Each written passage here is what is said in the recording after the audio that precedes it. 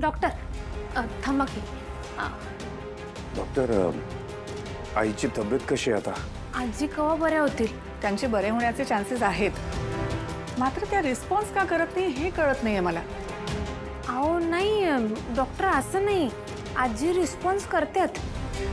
म्हणजे त्यांना काय बोलायचं असेल किंवा सांगायचं असेल तर त्या हाताची बोटं हलवतात. हां.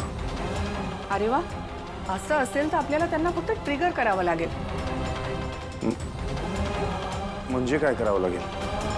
बाळा मला सांग, नेमकं असं काय घडल्यावर तुला जाणवतं की आजींच्या बोटांच्या हालचाल होतात ते? म्हणजे जेव्हा जेव्हा घरात काय चुकीचं घडत असेल किंवा मला कोण काय बोललं, मला काय चुकीचं बोललं तर मग ते रिस्पॉन्स करतात. याचाच अर्थ आजींचा कमळीवर खूप जीव आहे आणि तिला काही त्रास झाला की ते हालचाल करतात. आपल्याला याच गोष्टीचा उपयोग करून घ्यावा लागेल. मग तसं असेल तर आजींसाठी मी काय बी करायला तयार आहे. काका, आता आपल्यालाच काहीतरी करायला पाहिजे. डॉक्टरांनी आईच्या तब्येतीत सुधारणा होण्यासाठी काही गोष्टी करायला सांगितल्या होत्या,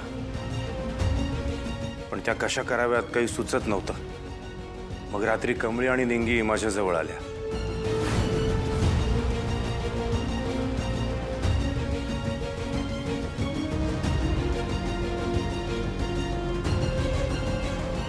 राजन काका, थोडं बोलायचं होतं. हां बोल.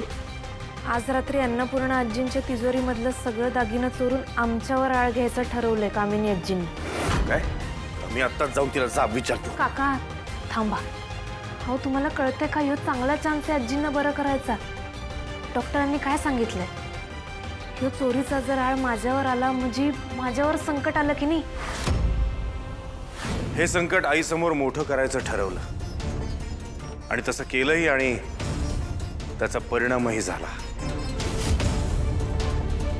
तुम्ही मला चोर म्हणत होता. खरं तुमचा प्लॅन आम्ही आधीच ऐकला होता. तुमच्या प्लॅनचा फायदा घेऊनच आम्ही आमचा प्लॅन आखला. हा ना, बघा निकाल तुमच्या समोर आहे. गुलाबचा फाहीचा गुलमोहर हिचा. आज माझी आजी खणखणीत माझ्या समोर उभी आहे. हा, आता त्यासाठी जरा मार खायला लागला मला, पण तेवढं तर मी करूच शकतोय माझ्या आजीसाठी. एक गोष्ट लक्षात ठेवा कडू आजी, ह्या सगळ्या गोष्टींची परतफेड मी तुमच्याकडनं बरोबर वसूल करणार आहे. तुम्हा तिघींना मी शेवटची वॉर्निंग देतोय. परत जर कमळी विरुद्ध काही कट रचण्याचा प्रयत्न केला तर मी सरळ तुम्हाला पोलिसांच्या ताब्यात देईन. समजलं? दिस इज युअर लास्ट वॉर्निंग.